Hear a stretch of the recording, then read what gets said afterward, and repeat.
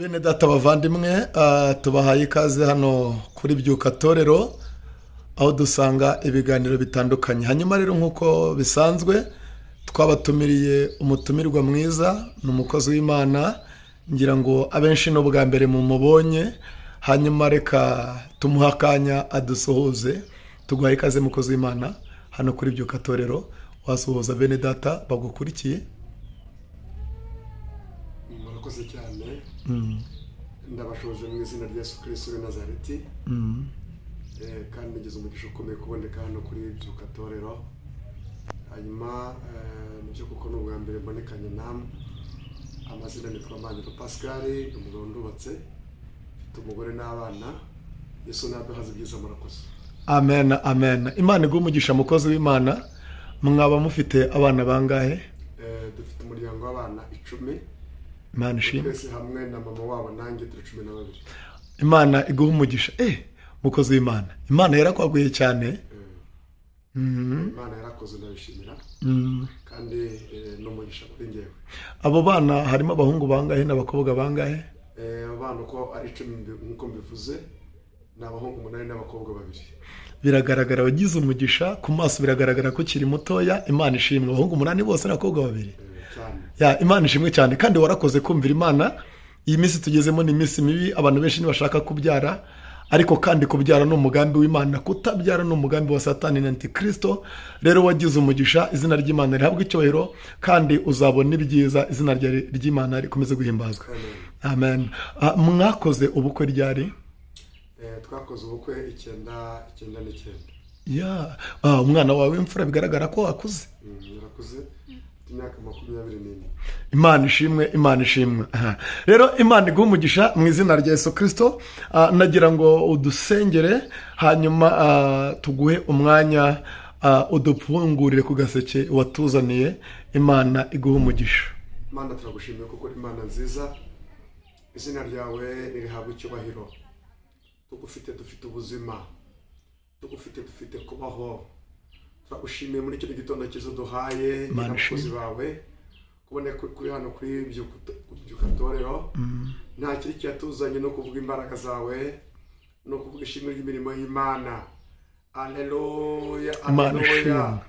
Ushimiye abaduteze amatwi kuri uyu mwanya mwiza, nkundira mukiza ubane natwe, kandi ijambo tugiye kuvuga rigira imbaraga ku baryumva ryose, kandi iri jambo rigira ridukura nayo dushyitsa buri muntu wese. Mwami Imana yacu agwiza imbaraga mu ijambo, buri wese mukunzi mwiza, ijambo ry'Imana rikize, ribohore, rihugure, kugira ngo umuntu wese aba afite ibyangombwa byuzuye by'umuntu w'Imana. Urakoze kudufasha, izina ryawe nirishimwe mukiza, kuko wumvishe gusenga mu izina rya Yesu. Amen. Amen, amen, amen. Amen, amen, amen. Imana iguhe umugisha. Ngaho reka tuguhe ikaze.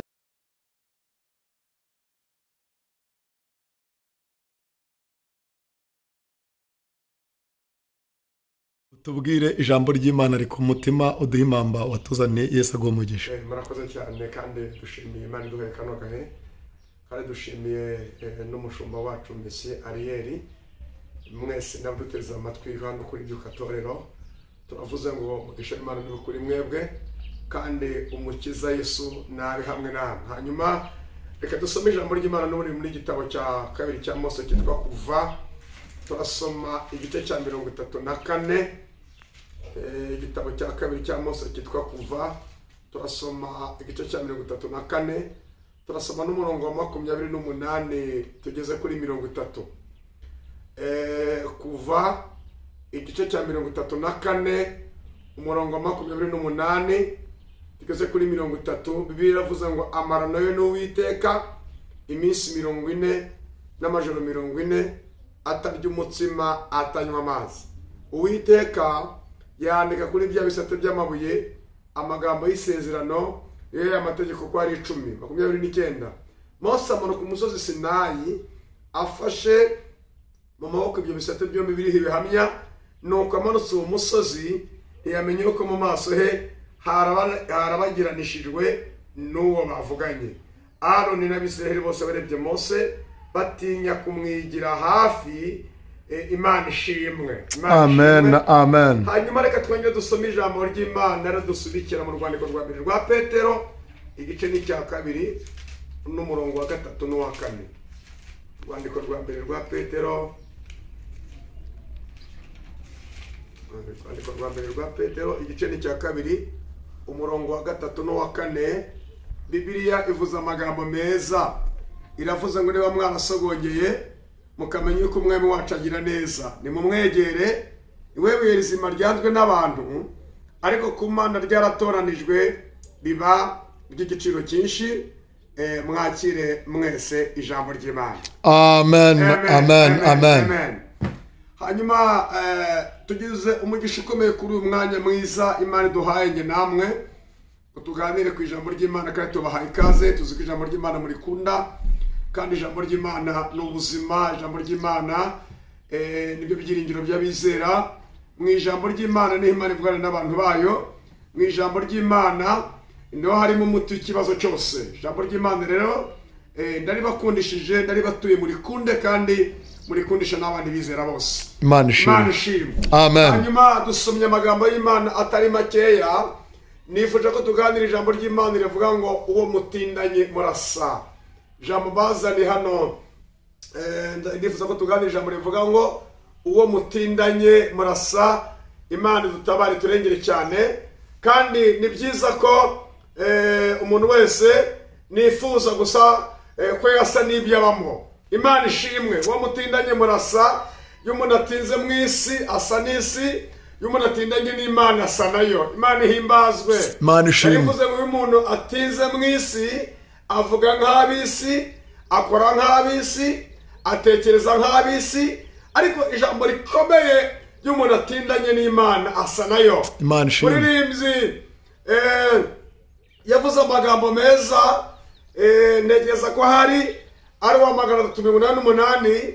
Yaravuze ngo nutumbira Yesu uzasa nkawe, kandi abantu bose bazamenya yuko usa nkawe.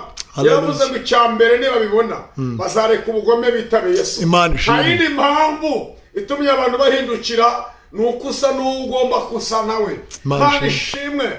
Abantu benshi barasenga ariko ntabwo basa n'iyo basenga. Abantu benshi barasenga ariko ntabwo basa na Yesu. Iki gitondo ndifuza ko umuntu wese tuteze amatwi ndamwifuriza gusa na Yesu, kuko umuntu wese agomba gusa n'uwo batindanye nawe. Imana ishimwe. Amen. Kubera ko barabanye Timoteyo n'umwana wa Paulo yabyaje ubutumwa bwiza. Genda ubona ukuntu yagiye abana na Paulo, amwigiraho ibintu bikomeye, agenda asa nawe. Genda ureba Elisa na Eliya, uburyo Elisa yabanye na Eliya, hanyuma Elisa akagabana. Imana ishimwe. Utinanye n'abantu b'Imana rero ubwabyo nabwo uragabana. Hari ibintu bakuraho, hari ibintu bakomoraho. Imana ishimwe. Ariko hejuru yabyo ikintu gikomeye, ndabifuriza gusa na Yesu. Abantu bajya bahinduka, abantu bajya bacuka, ariko Yesu ndamubatuye. Ni inshuti nziza. Utindanye na Yesu ntabwo agusiga, ntabwo aguhana, usa nkawe. Hari ibirango, hari indangagaciro gitindanye na Yesu. Haleluya, haleluya. Amen. Imana ishimwe. Haleluya. Muntu w'Imana, umushumba w'Isirayeli wabakuye mu Egiputa abajyana i Kanani. Nubwo atabagejeje yagize inkomyi mu nzira, ariko yakoze umurimo ukomeye. Mose yavutse mu gihe kitari cyoroshye, bicaga abana b'abahungu mu Egiputa. Imana imurindira aho abandi bapfiraga. Umugambi w'Imana uratangaje. Hanyuma iyo usomye neza ubona ko Mose yavutse mu gihe cyari kigoye, bica abana b'abahungu. Hanyuma Imana imurindira aho abandi bapfiraga kubw'umugambi w'Imana. Hanyuma biravuga ngo nyina ananiye guhora amuhisha mu kuva igice cya 2, ngo amubohera akato mu ntamyi, bakabombesha ibumba, guhomesha ibumba n'ubushishi. Hanyuma ngo nuko Mose bajya kumuta mu rufunzo. Iyo usomye ukuntu Imana ari igitangaza, kwikirana umuntu wayo ngo umukobwa wa Farawo waterwa n'icyokere agiye kwiyuhagira. Hanyuma ngo abona ako kato kagenda mu ruzi. Hanyuma ngo atuma umuja ngo aragenda arakazana, ngo nuko bapfunduye ngo Mose, ngo nuko Mose ararira. Natangajwe n'iri jambo ngo nuko kurira kwa Mose, ngo umukobwa wa Farawo, ngo bareka kurira kwa Mose gutandukanye, ngo nuko Abanyegiputa. Ndashimira Imana abantu bamenye imana hari uko dutaka, hari uko turira, kandi iyo turize burya turabakugira umwe nk'abandi bose. Imana nishimwe cyane. Amen. Nuko arangije umukobwa wa Farawo aramufata Mose, ariko ijambo ryantangaje ngo mushiki wa Mose yari hafi aho ngaho ngo arebe ikiza kumubaho, ngo yaramwitaruye. Ndashimira Imana, burya Imana iduhari idusigariza muducungira umutekano ku nyungu z'icyo tuzaba cyo. Imana nishimwe. Hanyuma ngo nuko mushiki wa Mose abwira umukobwa wa Farawo ngo wanyemere nkagushakira urera uwo mwana. Ikintu cyatangaje nuko umukobwa wa Farawo yaragiye azana nyina wa Mose. Mose asubira ku irere, nyina yonsa Mose, nyina atunga Mose, ariko arya no kuri bije y'igihugu cya Egiputa. Imana ishimwe. Nihuse rero Mose niho yakuriye. Mose higira amashuri abanza n'ayisumbuye ngo kwa Farawo yahamaze imyaka 40. Hanyuma Mose amaze gukura ngo yagakwitwa umwana wa Farawo, bahitamo kurengananwa n'ubwoko bwa bene wabo. Imana ishimwe. Nihuse cyane. Sivuze iby'Imidiyani ku nyanja itukura, sivuze bayambuka amagambo dusomye, ni Mose n'Abisiraheli mu butayu, aho batahingaga, aho batacuruzaga, aho bariyaga manu, aho babeshwaho n'imbaraga z'Imana zikomeye, mu myambaro yabo ntiyabasaziraho, kweto zabo ntizasaza. Imana ifite uburyo ibana n'abantu bayikabatungisha imbaraga zikomeye. Hanyuma y'amagambo dusomye rero ni umunyamasengesho Mose abigize umwuga. Yakundaga gusenga, yasengeraga abari n'Abisiraheli. Ayo magambo dusomye ni igihe Mose yari ku musozi agiye gusenga ku musozi wa Sinayi. Muzi ko ubwa mbere Mose yagiye gusenga Imana ubwayo, itunganya ibisate by'amabuye, ibyandikaho amategeko. Ngo Mose amanutse avuye gusenga asanga Abisiraheli barimo bararamya ikimasa. Hanyuma kwihangana Mose biramugora, ngo uburakari bw'Uwiteka bugurumanira muri Mose, amena ibisate by'amategeko. Aya magambo dusomye ni turu ya kabiri Imana ibwiye Mose ngo nabaza amabuye ameze nk'ayo yamennye. Imana yongeye yandika andi magambo yayo. Imana ishimwe. Mose yaravuye ku musozi rero, yaramaze iminsi 40 asa n'Imana. Yaramaze iminsi 40 mfite ubwiza burabagirana. Yaramaze iminsi 40 Mose avuye ku musozi, turikije muri bangu wa mutindanye murasa. Imana ishimwe. Haleluya. Abantu basenga tukwiye kugira indangagaciro. Abantu dusenga tukwiye kugira itandukaniro n'abadasenga. Burya abantu dusenga turaba igiciro. Haleluya. Mose avuye muri 40 amanutse Sinayi. Mose gucyambere yamanutse afite ibihamya. Imana ishimwe. Haleluya. Imana ishimwe. Abantu basenga tubana n'ibihamya by'Imana, tubana n'imirimo y'Imana. Abantu dusenga ntabwo Imana dusezera amara masa. Imana imuha ibihamya. Abantu b'Imana tukwiye gusenga, uko dusenga tukagira ibihamya, tuko dusenga tukagira ibimenyetso bigaragaza aho tuvuye, kandi babwira ijambo rikomeye. Abantu muri minsi ya none bakeneye ko tugaragaza ibihamya by'Imana muri twe. Erega icyatumye ikintu cyemeje Penina ni icyo Hana yakwishira. Arivuze ngo dukeneye ibihamya by'Imana ku rwego abantu babona Imana dufite, ko dufite Imana y'imbaraga kandi itavogerwa. Icyakabiri yakuye ku musozi, yahakuye ubwiza burabagirana. Imana ishimwe. Umusenga agira ubwiza. Haleluya. Haleluya. Imana ishimwe. Umusenga Imana iramusiga. Imana imusiga ubundi bwiza. Imana imukiza umwera. Umuntu usenga akabana n'Imana, Imana imukiza umwera, Imana ikamusiga. Abaneza amatwi y'amasaha, ndifuza ko buri hose Imana ibahereza ubundi bwiza butandukanye na mbere. Imana ibakiza umwera, siga amavuta y'umwuka we. Imana ubundi bwiza. Umuntu usenga araca, umuntu usenga abatangaje. Mose yakubwiza bukomeye ngo ku rwego rwowe ntabwo yarabwiziho, ngo ariko bamurebaga, ngo bamurebaga. Rega ntabwo dukenera ko abantu bagira ibyo birata, ahubwo abantu ubwabo bakwiye kutuvuga uko batubona. Niba turi abantu b'Imana by'ukuri, abantu barabibona. Niba dusa n'Imana by'ukuri, abantu barabibona. Ibisi by'umuntu yirata ubwe. Iyo ubana na Yesu ugomba kugira itandukaniro n'abadasenga. Imana ishimwe. Hallelujah. Bose bakubwiza burabagera ngo ku rwego ngo babonaga Mose asa n'Imana. Imana ishimwe. Basengesha ariko kubwiza bwa Mose bwatumaga batamwegera, kubwiza bwa Mose bwatumaga batamureba. Yari afite ubwiza butangaje, yari afite umucyo uteye ubwoba. Mose yari afite ubwiza, yasigiye ku musozi, Imana iramusiga, Imana imuha ubwiza ngo amanuka ashayininga ngo ku rwego ngo batinye kwegera Mose ariko mu maso hiwe. Iyo umuntu asenga afite imbaraga zikomeye, abafite imbaraga zitangaje. Umuntu usenga abatandukanye n'abadasenga.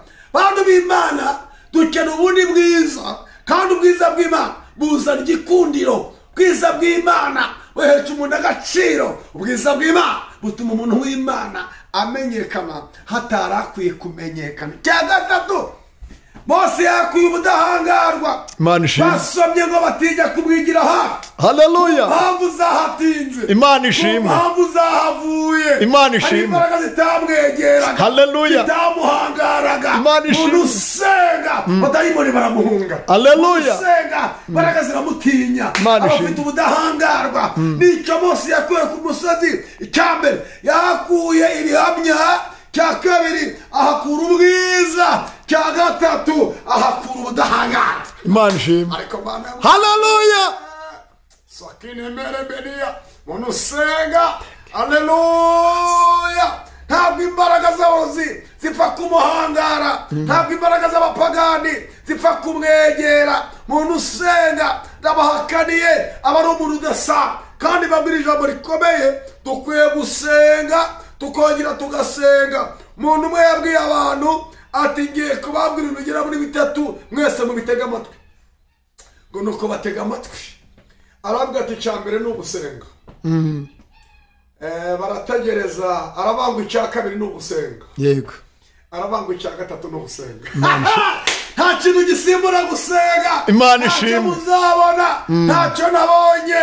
Gusenga ni intwari iremereye. Abatubanjirije bagiye basenga. Yesu ubwe yarasenze, Eliya yarasenze, Elisa yarasenze. Abatubanjirije bagiye basenga. Niba cyitegerezo cyacu, Imana ishimwe. Niba Yesu yarasenze, dukwiye gusenga Imana mu buryo butangaje kandi butandukanye. Imana ishimwe. Imana ishimwe. Imana niba ari ikintu gikomeye ni ugutakaza imbaraga ntubimenye. Hari abantu benshi batakaza imbaraga mu gusenga ntibamenye ko zatakaye. Ariko muvandimwe, uko umuntu agenda aba mu isi atindana n'ab'isi, hari ugatakaza imbaraga, hari ugatakaza umwimerere. Ni amakosa akomeye rero gutakaza imbaraga ntubimenye. Iyo Mose rero yatakazaga imbaraga, yamenyaga aho azishakira, kwari ku musozi wa Sinayi. Mose agatazamuka umusozi, akamanuka umusozi, afite imbaraga zitangaje, afite imbaraga zikomeye, afite ibihamya, afite ubwiza, afite ubudahangarwa. Imana niyubahwe.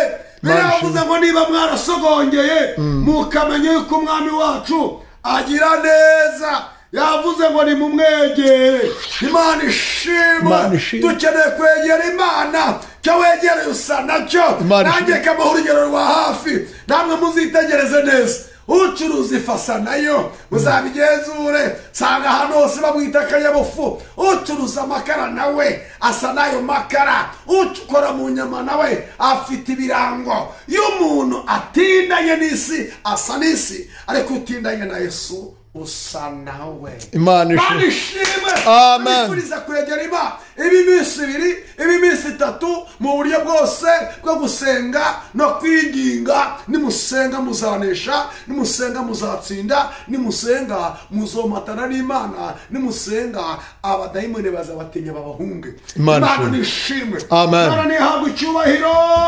Nifuriza gusenga. Tugeze mu gihe abantu bari bize, mu gihe abantu barangaye, ariko mwene data uneze amatwi, ndagukangura gusenga. Wongere usenge, weguriye intwaro. Gusenga bizagukiza akaga, bizagukiza amakuba, bizagusimbutsa imitego, bizakurinda gukorwa n'isoni. Gusenga bizakugeza mu ijuru amahoro utaguye nzira. Imana nishimwe. Hallelujah. Imana nihimba. Hallelujah. Hallelujah. Nigeze numva amateka y'inzoka, numva ari bigiye kwigira ku nzoka. kandi si njye jyenyine Yesu yayivuzeho muri Matayo 10:16 yaravuze ngo dore mbatumye muri nk'intama hagati y'amasega nuko mugire ubwenge nk'inzoka muzabe hinduma mutagira amahoro. Imana ishimwe. Imisi yatekerezaho nibaza impamvu Yesu yavuze ku nzoka. Inzoka rero ni inyamaswa itangaje. Muri inzoka rero mu mibereho yayo iyivutse ntigira se ntigira nyina, iripapika n'imama. Ikindi cya kabiri, inzoka igira amakenga. Buriya ngo iyo yinjiye mu mwobo ntabwo yinjira nk'imbeba, oya ngo yinjirire bihivuye. Aha, inzoka izi kwishakira ubwirinzi, yinjirire bihivuye, izi kwikontorora mu buryo bwose bwo kwibeshaho. Ikindi cya gatatu, inzoka izi kwihisha, kandi igize ibyago bakayivumbura ngo irwana ku mutwe wayo, irwana ku mutwe wayo kuko izi ko imbaraga z'inzoka ziba mu mutwe, niyo mpamvu ihisha umutwe. Rero babwiza ukuri, abantu b'Imana natwe dukwiye kuba abantu badasanzwe mu buryo bw'ubwirinzi, tukagira amakenga ku kintu cyose. Cyo gitangaje ngo inzoka ishaje irabimenya, yitakaje imbaraga irabimenya. Inzoka bijya mu mwobo ikamara iminsi 4 cyangwa 5 itarya ikamwa, itanywa, ibyo bita kwiyuburura, igacomoka muri cya gishishwa cyayo, wicomotsemo ibifite imbaraga, bifite umuvuduko, bifite kwiruka, bifite guhiga, bifite haleluya. Abahanga baravuga ngo iyo uvuye kwiyuburura ngo yiruka metero 60 mu isaha, muri make uhuye nayo ibifite umuvuduko uteye ubwoba, utarengewe n'Imana, ushobora kukugirira nabi. Imana ishimwe. Amen. Amen. Abantu b'Imana bagiye batakaza imbaraga, abantu b'Imana bagiye banamuka, ariko guhera uyu munsi ndakwifuriza kwegera Imana. Imana ishimwe. Ndakwifuriza gusa na Yesu. Haleluya. Haleluya, haleluya. Imana ishimwe. Tugiye gusenga Imana. N'ijambo rivuze ngo umutindanye murasa. Yego. Usa nande. Ntabwo usa n'isi. Tuvuga nk'ab'isi, dukora nk'ab'isi, dutekereza nk'ab'isi. Ndakwifuriza gusa na Yesu.